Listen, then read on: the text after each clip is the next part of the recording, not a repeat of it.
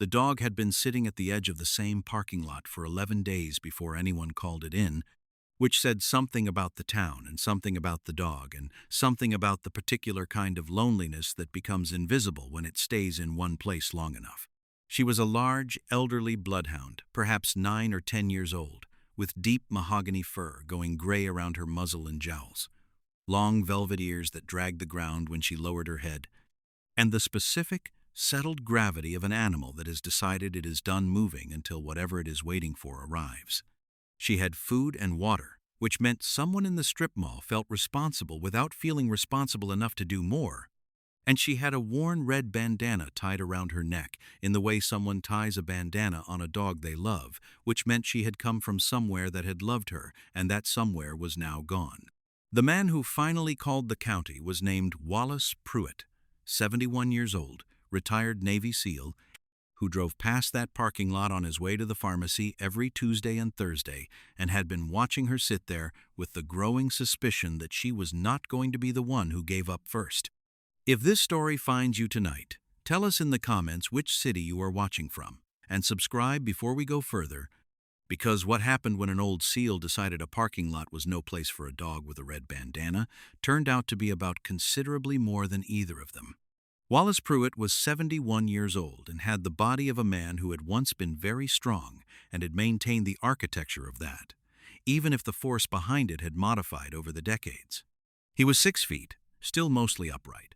With white hair he kept trimmed weakly out of a habit so old it no longer required a decision, a close white beard, and blue eyes that had the quality of having looked at a great many things and filed them carefully.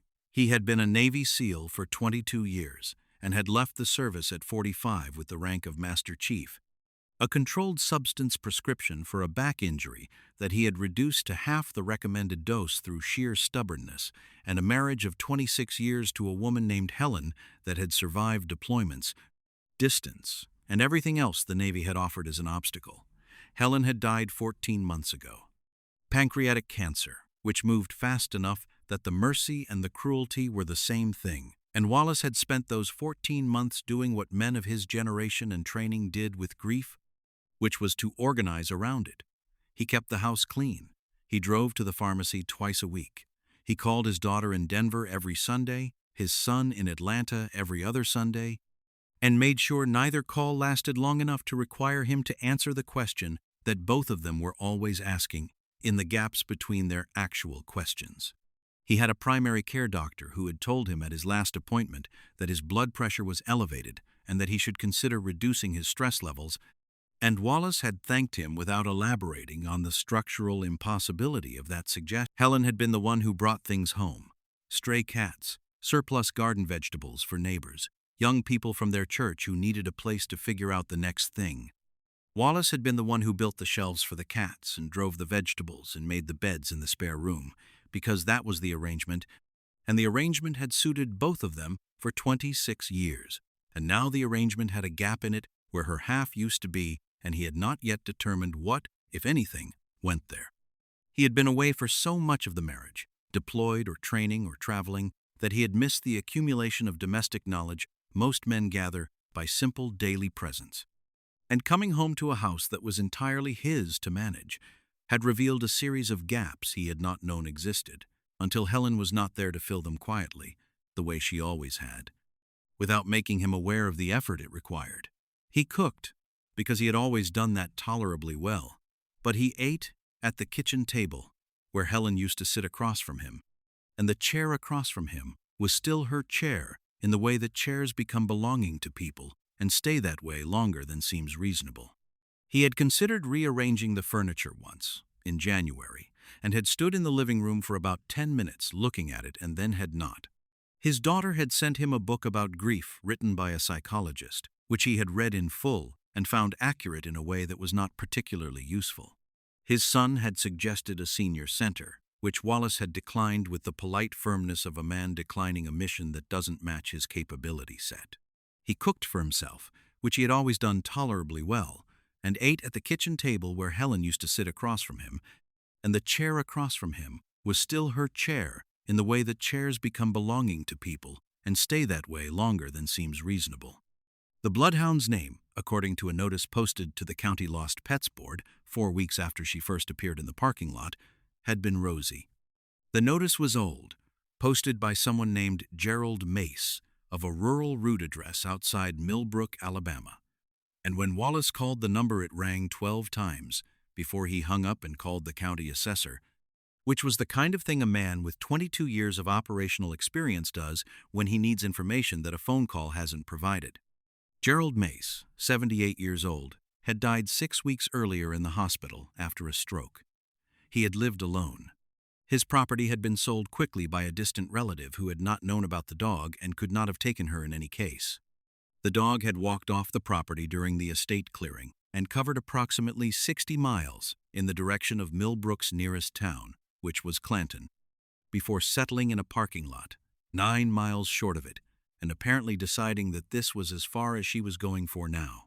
Wallace drove back to the parking lot the same afternoon. He understood all of this and sat in his truck across the lot from Rosie for about 20 minutes, and Rosie sat at the edge of the lot and looked at him, and then looked at the road, and then looked back at him with the patient deliberateness of a dog that has been conducting the same assessment for 11 days and is nearly ready to revise her conclusions. He got out of the truck with a container of chicken he had stopped to buy at the grocery, and he walked across the lot and set the chicken down 3 feet away from her and sat on the curb. She ate without rushing and without taking her eyes entirely off him, which he respected. When she was finished, she looked at him for a long moment and then put her head in his lap. He sat on that curb for 25 minutes with his hand on her ear, which was the softest thing he had touched in 14 months. And he did not say anything, because there was nothing to say, and they both appeared to understand that. The bandana around her neck was red and faded at the edges from washing and sun, the way bandanas look when they have been washed many. He drove her to the veterinary clinic in Clanton the next morning, a clean, well-lit practice run by a young woman named Dr. Serena Park, who examined Rosie with the kind of thoroughness that communicated competence without requiring commentary. Rosie was 9 years old, arthritic in her hips in a way that was manageable but would require attention, with a heart murmur that was mild and stable and would require monitoring. She was significantly underweight from her weeks on the road, and her teeth needed cleaning. She was otherwise, Dr. Park said, in the condition of an old dog that had been well loved for most of her life and had fallen on hard weeks. She looked at Wallace over the examination table and asked if he was planning to keep her. Wallace said yes. She asked if he had had dogs before. He said his wife had. She waited half a second. He said he was learning. The learning took several weeks and was humbling in the specific way that things are humbling when you are 71 years old and accustomed to competence. Bloodhounds were not, it emerged, a breed that responded to the kind of clear, sequential instruction that Wallace was accustomed to issuing and having followed. Rosie followed her nose with the absolute priority of a creature for whom scent was more real than anything else, and the nose had its own agenda.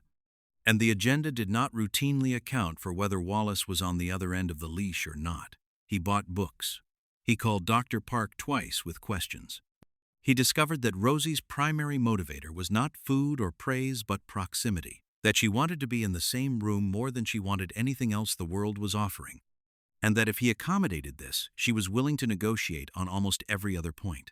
He also discovered, more slowly and with more resistance, that having another living being require his presence for basic daily function had reintroduced a structure to his days that the pharmacy schedule and the Sunday phone calls had not fully provided. She needed feeding at consistent times and walking in the morning and again in the evening, and these requirements were not negotiable in the way that most of his post-retirement obligations had been. And the non-negotiability of them turned out to be exactly the quality he had not known he was missing. She slept at the foot of his bed on a dog bed he had bought online, and on the third night, she moved the dog bed 3 inches closer to his side of the bed, and on the fourth night, she moved it another 3 inches. And by the end of the week, the dog bed was flush against the bed frame, and she was sleeping with her chin on his mattress. And he had not said anything about this, because it had also been the first week in 14 months that he had slept past 5 in the morning. His daughter came to visit in April and found the house different in a way she spent 2 days trying to identify before she understood that what was different was that her father seemed to be occupying all of it.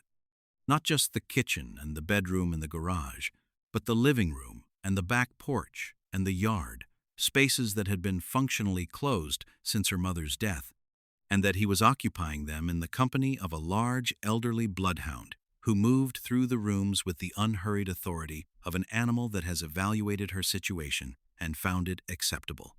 His daughter sat on the back porch on the second day and watched her father walk Rosie in the yard, the old dog with her nose to the ground reading the history of the grass. Wallace following at the length of a leash, and look, the life-saving part came in June, which is when an event becomes a story, and a story becomes the thing that travels. Wallace had begun walking Rosie every morning on the trail that ran along the creek at the edge of town, a 2-mile loop that took them past the old mill site and back through a residential stretch. On a Tuesday morning in the third week of June, Rosie stopped on the trail with the absolute physical certainty of a bloodhound that has located something, and she did not respond to Wallace's instruction to continue because bloodhounds do not take instructions that conflict with what their nose is telling them. He followed her off the trail into the creek bank brush, where they found an elderly man named Arthur Gaines, 83 years old, who had been walking his own route along the creek before dawn and had suffered a fall down the bank in the dark, and a subsequent cardiac event that had left him conscious but entirely unable to move or shout loudly enough to be heard from. The trail. He had been there for 4 hours. His phone had been in his pocket, and he had been unable to reach it. His core temperature, when the paramedics arrived, was low enough that the attending EMT told Wallace in the parking lot of the hospital afterward that another hour would have been a different story. Arthur Gaines recovered fully. He came to find Wallace 3 weeks later, walking carefully with a cane, and stood on the front porch and shook his hand for a long time without saying much, which was also the family mode, and then looked down at Rosie and said that he understood she was the one who'd actually found him, and Rosie sat and accepted this with the dignity of a dog who has always known what she was for and required no ceremony to confirm it. Wallace told Arthur that she had belonged to a man named Gerald Mace who had loved her well, and Arthur said he intended to remember that name, and Wallace said he thought Gerald would have appreciated that. Some things are waiting in a parking lot for the right person to drive past on the right Tuesday. Some things cover 60 miles on bad hips to sit at the edge of a world they don't know and wait for whatever comes next. Rosie sat in that parking lot for 11 days, and Wallace drove past twice a week, and on the 11th day something shifted between them that did not require explanation. And what followed was a creek trail and a fall down a bank, and a man who came home from the hospital, and a dog that had known what she was doing all along, even when no one else did. Wallace Pruitt would tell you, if you asked him directly, that a dog did not save his life because his life was not in danger. It was simply in a condition of significant incompleteness, and that is a different thing. He would also tell you that the incompleteness is considerably less now, and that Helen would have found all of it exactly as funny and exactly as right as it is, and that he thinks about that most mornings on the creek trail with Rosie's nose to the ground and the day still early enough to be full of whatever it turns out to contain. If this story reached you tonight, share it with someone who needs a reminder that waiting in one place long enough is sometimes its own form of courage. Tell us in the comments which moment stayed with you and which city you are watching from. And if you